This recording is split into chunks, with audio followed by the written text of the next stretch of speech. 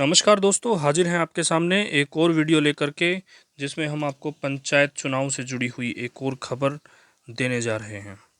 हरियाणा पंचायत चुनाव में सभी विभागों को ये निर्देश दिए जा चुके हैं कि जो चुनाव आयोग है वो आगे की प्रक्रिया को शुरू करने जा रहा है।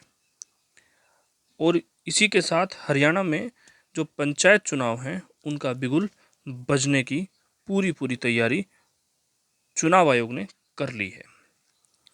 हरियाणा में जो पंचायत चुनाव हैं, सभी विभागों, जो भी संबंधित विभाग हैं पंचायत चुनाव से जुड़े हुए कार्यों को लेकर के, उन सभी को चुनाव आयोग की तरफ से नोटिस जारी कर दिया गया है और उनको अगली प्रक्रिया शुरू करने का आदेश भी दे दिया गया है।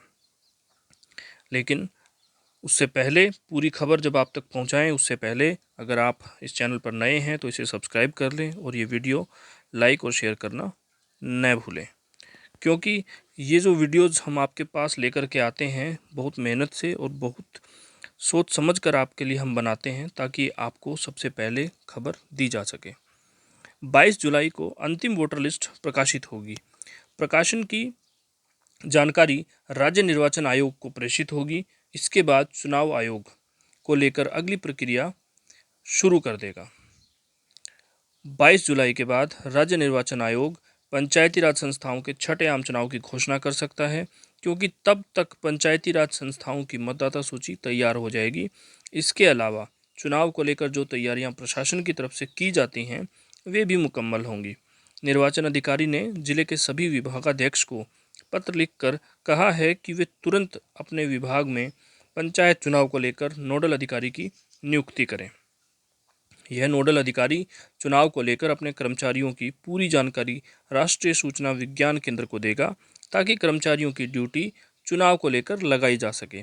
बताया जा रहा है कि नोडल अधिकारी को ही सूचना विज्ञान केंद्र पहुंचकर कर्मचारियों का पूर्ण डाटा दर्ज करवाना है। सूचना विज्ञान केंद्र कर्मचारियों को प्रशिक्षण देगा। कई बार ऐसा होता है कि चुनाव में उन कर्मचारियों की ड्यूटी भी लगा दी जाती है जो सेवानिवृत्त हो चुके हैं। यह इसलिए होता है कि सरकारी विभाग जिला सूचना विभाग विज्ञान केंद्र में कर्मचारियों का डाटा अपडेट नहीं होता है। इसलिए जिला निर्वाचन अधिकारी एवं डीसी ने सभी विभागाध्यक्षों को पत्र लिखकर भेजा है कि जिला सूचना विज्ञान केंद्र में सभी कर्मचारियों के नाम, पदनाम, जन्मतिथि, मोबाइल नंबर और ईमेल दर्ज करवा दें। जो कर्मचारी चुनावी ड्यूटी करने में सक्षम नहीं हैं, उनका पूरा दस्तावेजी विवरण भी विज्ञान केंद्र को दिया जाएगा, ताकि ऐसे कर्मचारियों की ड्यूटी ना लगे। जो कर्मचारी 70% तक शारीरिक रूप से अक्षम हैं, उसकी ड्यूटी नहीं लगाई जाती है। जो कर्मचारी लंबी छुट्टी पर हैं, उनकी भी ड्यूटी नहीं लगाई जाती है। सूचना विज्ञान केंद्र नोडल अधिकारी को इलेक्शन की ट्रेनिंग भी देगा। यह हुआ अभी तक। गत 21 जून तक मतदाता सूची पर जिन लोगों ने आपत्ति और दावे दर्ज करवाए हैं, इनका निपटान 28 जून तक कर दिया जाएगा। इन निपटान से जो भी मतदाता संतुष्ट नहीं होगा, वह अपनी अपील उच्च सक्षम अधिकारी के पास कर सकता है। निर्वाचक अधिकारी के निर्णय के विरुद्ध जिला निर्वाचन अधिकारी के समक्ष 1 जुलाई तक अपील दायर कर सकते हैं। सक्षम प्राधिकारी द्वारा इन अपीलों का निपटान 6 जुलाई तक किया जाएगा। यदि कोई व्यक्ति ग्राम पंचायत मतदाता सूची में अपना नाम दर्ज करवाना चाहता है, तो उसने पहले अपने विधानसभा निर्वाचन क्षेत्र की मतदाता सूची में अपना नाम दर्ज करवाना होगा, अन्यथा उसका नाम शामिल नहीं किया जाएगा। तय समय में आपत्तियों का निपटान करने के बाद 22 जुलाई को अंतिम वोटर लिस्ट प्रकाशित होगी। प्रकाशन की जानकारी राज्य निर्वाचन आयोग को प्रेषित होगी। इसके बाद आयोग चुनाव को लेकर अगली प्रक्रिया शुरू करेगा। 23 फरवरी 2021 को पंचायती राज संस्थाओं का निर्धारित 5 साल का कार्यकाल पूरा हुआ, तो इन्हें भंग कर दिया गया। कायदे से कार्यकाल पूरा होने से पहले चुनाव कराए जाने चाहिए थे और ज़रूरी भी थे, लेकिन इलेक्शन नहीं करवाए गए, क्योंकि संस्थाओं में महिलाओं की सीट निर्धारित करने से संबंधित मामला हाई कोर्ट में विचाराधीन था। पिछले दिनों आयोग ने राज्य सरकार को आदेश दिए कि इलेक्शन की प्रक्रिया शुरू करवाई जा सकती है। आदेशों के बाद ही राज्य निर्वाचन आयोग ने मतदाता सूची अपडेट करने का कार्यक्रम जारी किया था। 22 जुलाई को वोटर लिस्ट का अंतिम प्रकाशन किया जाना है। अगस्त सितंबर में पंचायती राज संस्थाओं के आम चुनाव करवाए जा सकते हैं। तो इसी के साथ हम आपको ये खबर बता रहे थे कि जो हरियाणा में पंचायती चुनाव हैं वो अब शुरू सरकार पूरा मन बना चुकी है कि अब वो करवा दिए जाएं, क्योंकि हाई कोर्ट से निर्णय आने के बाद अब चुनाव आयोग ने भी अपनी तैयारियां तेज कर दी हैं।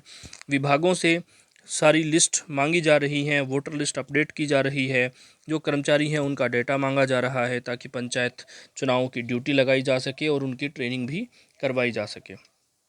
पंचायती राज चुनाव को जो पिछला कार्यकाल था वो 23 फरवरी 2021 को ख़त्म हो चुका है और उन्हें वहीं पर भंग कर दिया गया था। लेकिन जो संवैधानिक नीतियां हैं, जो संविधान जो कहता है वो ये कहता है कि पंचायती राज संस्थाओं का निर्धारित 5 साल पूरे होने से पहले पंचायत चुनाव करवाने जरूरी होते हैं।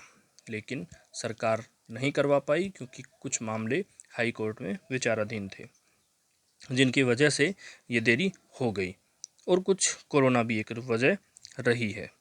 लेकिन जब बात विधानसभा चुनाव की या मेंबर ऑफ पार्लियामेंट की आती है तब ये दिक्कतें नहीं आती हैं।